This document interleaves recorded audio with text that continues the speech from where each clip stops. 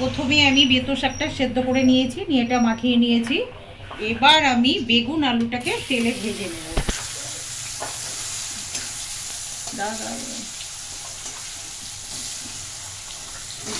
এবার আমি আলু বেগুনটাকে ভালো করে লাল লাল করে ভেজে নিতে হবে। বেতো শাক তো সবাই খায়, আমি খেতে ভালোবাসি, তবে আজকে আমি তো পাই না এখানে। আমার সবজি বাগানে আমি চাষ করেছিলাম, সেখান থেকে আজকে তুলে নিয়ে এসেছি। বন্ধুরা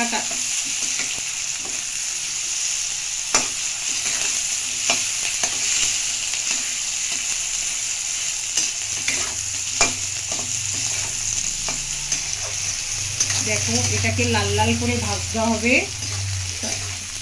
এবার আমি লাল লাল করে ভেজে নিয়েছি, এবার এটাকে আমি তুলে নেব।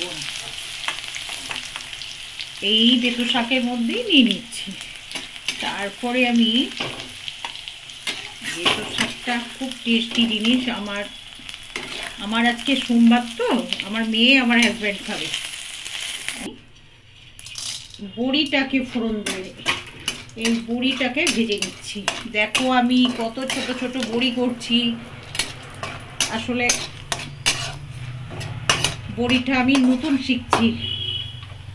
এই বড়িগুলো এই তুলে নিচ্ছি। তারপরে আমি একটু তেল দেব।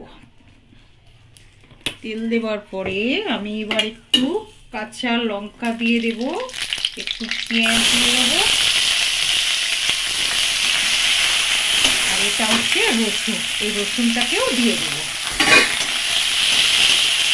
এটাকে ভালো করে ভেজে নেব। ভেজে নেওয়ার সময় এটাকে একটু লবণ দিয়ে নেব। এটাকে একটু বাড়িয়ে দিলাম।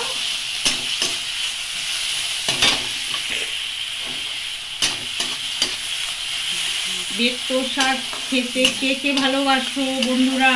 কমেন্টে জানিও। আমাকে একটু বলো তোমরা বেতো শাক খেতে ভালোবাসো কি না। দেখো, তোমরা এরকম করেই খাবে, আমি যেমন ভাবে করছি এটা দেখো, আর এটা এইভাবে খাবে, খুব ভালো লাগবে। তুই বলবি। এবার আমি চিংড়ি মাছটাকে দিয়ে দিলাম। চিংড়ি মাছটা দেওয়ার পরে একটু এটাকে আমি চিংড়ি মাছটা দেওয়ার পরে একটু লবণ দিতে হবে, আর একটু লবণ দিয়ে দিচ্ছি, স্বাদ মতন দিয়ে দিলাম। এবার একটু কালো জিরা দিয়ে দিতে হবে। এই কালো জিরা দিয়ে দিলাম।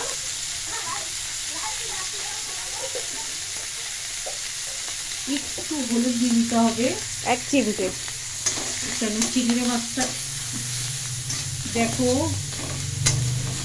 বন্ধুরা, দেখছো আমি যেভাবে করছি তোমরা সেইভাবে খাবে। এইবার এইগুলো সব দিয়ে দিলাম।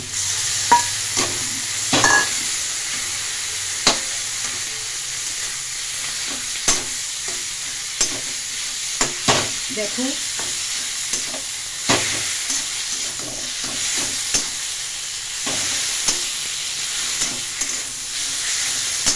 দেখো বেতো শাকটা চিংড়ি মাছটা দিয়েছে তো খুব টেস্ট হবে। এবার এতে 1 চিমটে দিতে হবে চিনি। এবার চিনি দিয়ে দিচ্ছি, সামান্য একটু চিনি। দেখো তোমরাও এইভাবে খাবে। ভালো লাগলে আমাকে একটু কমেন্ট, শেয়ার, লাইক করবে। ভালো থাকো বন্ধুরা।